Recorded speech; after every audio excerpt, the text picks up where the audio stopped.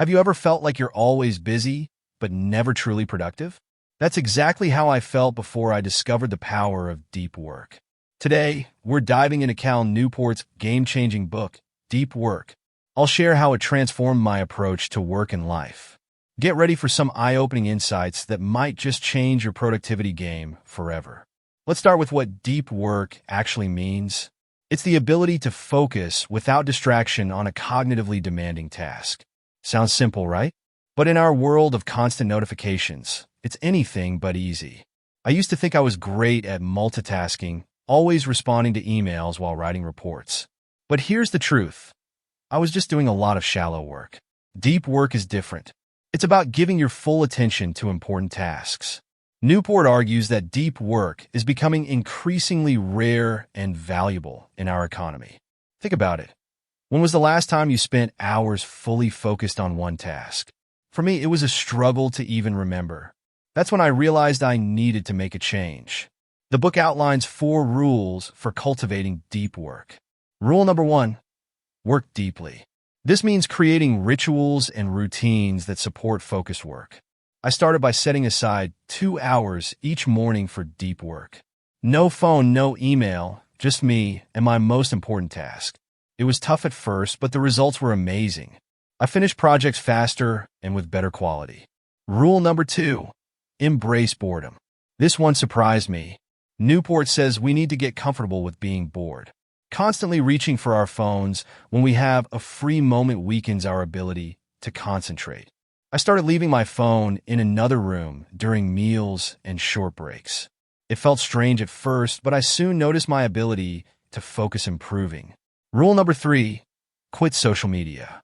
Now, this doesn't mean you have to delete all your accounts. It's about being intentional with your use of these tools. I did a 30-day experiment where I logged out of all social media. The result? I had so much more time and mental energy for deep work.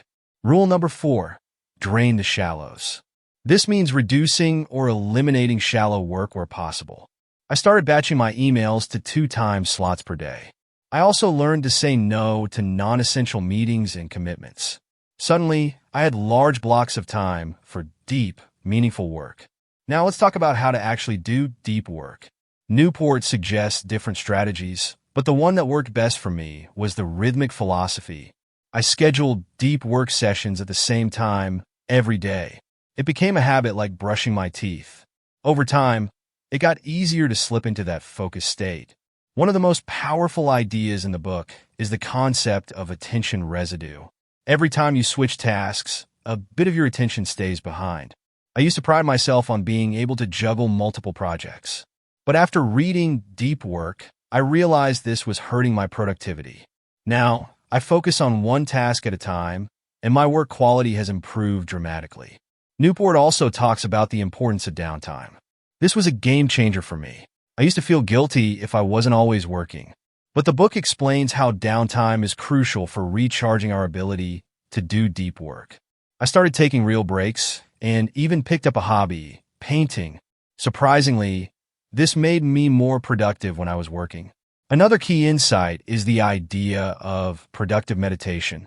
This involves thinking about a work problem while doing a physical activity. I started doing this during my daily walks. It's amazing how often I come up with solutions when I'm not sitting at my desk. The book also emphasizes the importance of tracking your deep work hours. I started keeping a log, and it was eye-opening. Seeing my deep work hours increase week by week was incredibly motivating. Now, implementing these ideas wasn't always easy. I faced resistance from colleagues who were used to instant responses. I had to communicate my new work style and set clear expectations. But the results spoke for themselves. My output improved, and others started to respect my focused time. Deep work isn't just a productivity hack, it's a different way of approaching work and life. It's about doing less, but doing it better. Since reading this book and applying its principles, I've accomplished more meaningful work than ever before. If you're feeling overwhelmed by the constant noise of modern life, I highly recommend giving Deep Work a read. It might just change your life like it changed mine. Have you tried deep work? Share your experiences in the comments below. And if you found this review helpful, please like and subscribe for more content like this. Remember, in a world of constant distraction, the ability to focus deeply is your superpower. Use it wisely.